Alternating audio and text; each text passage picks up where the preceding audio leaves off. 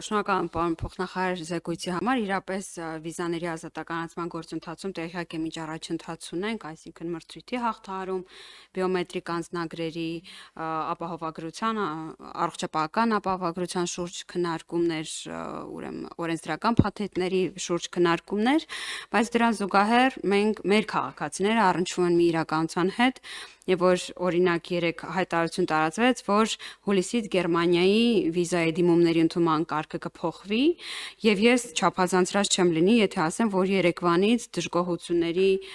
մասին թե նամակներ եմ ստանում, թե համացանցում եմ տեղեկատվություն տեսնում, մասնավորապես հենց հայտարարության մեջ էլ նշված է, որ պայմանավորված այս փոփոխություններում ավելի երկար են սպասելու քաղաքացիները,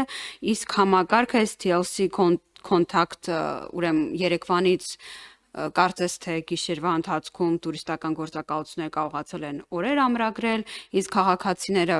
երեք փորձել են եւ արդեն չի ստացվել, այսինքն մենք համակարգային ինչ-որ խնդրին ենք բախվում, իսկ նորություն ասած չեմ լինի, որ վիզաների ազատականացումը 2 տարուց շուտ չի լինի, առնվազն, հա, լավատեսական սցենարի դեպքում։ Հիմա ուզում եմ հասկանալ, արդյոք մենք մեր գործընկերների հետ մասնավորապես սա ավելի շատ ձեր տիրույթում է, հա, քննարկում ենք այս հարցը, որովհետև դժգոհության ալիքը մեծանում է եւ ստացվում է մի կողմից կառավարությունը սուբսիդավորում է վիզայի թռիչքների համար, բայց մյուս կողմից վիզաների հասանելիությունը նվազում է։ Ես էլ իմ հերթին չափազանցրած չեմ լինի ասել, որ ամեն շաբաթյա կտրվածքով այս քննարկումները ընթանում են թե Եվրամիության առանձին անդամ պետությունների հետ, թե Հայաստանում ԵՄ ներկայացուցիչների հետ եւ թե համապատասխան քննարկումները Բրյուսելում են տեղի ունենում եւ մենք էլ մեր հերթին բավականին անհանգստացած ենք եւ ցավով ենք հետեւում այս գործընթացին եւ վստահաբար անհրաժեշտություն կա, որպեսզի Եվրամիության մեր գործընկերները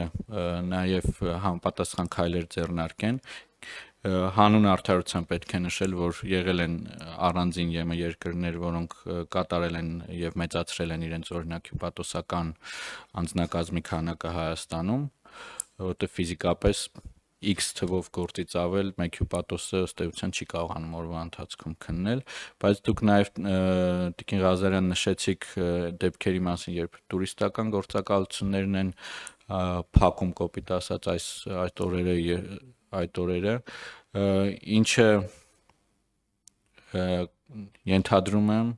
ոչ միայն մեր արտգործնախարարության, այլ նաեւ իրավապահ համակարգի մեր գործընկերների ուշադրությանը պետք է արժանանա։ Շնորհակալություն այլ հարցեր։ Ես ուղղակի կուզենայի մի շատ կարճ անդրադարձ անել Բրյուսելի մեր դեսպանատանը, մենք եթե չեմ սխալվում նախատեսում ենք նոր դեսպանատան շենք գնել, կուզենայի այս մասին էլ մենք տեղեկացնենք հանրությանը, նաեւ որ մարդիկ իմանան, որ այս ուղղությամբ ասել է արդեն շատ լավ, շատ որ նոր շենքի ձեռքբերման գործընթացի մեջ են գտնվում, սա թե մեր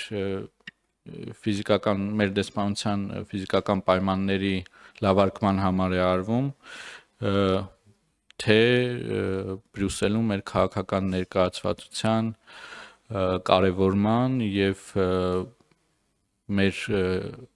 եվրոպացի գործընկերներին Հայաստանի Հանրապետության եւ Եվրամիության միջև հարաբերությունների խորացման եւս մի սիմվոլիկ ազդակ է ըստ էության։ Շատ լավ, շնորհակալություն, պարոն Կոստանյան, հարգելի գործընկերներ, եթե այլ հարցեր չկան, նիստը ավարտված է, շնորհակալություն։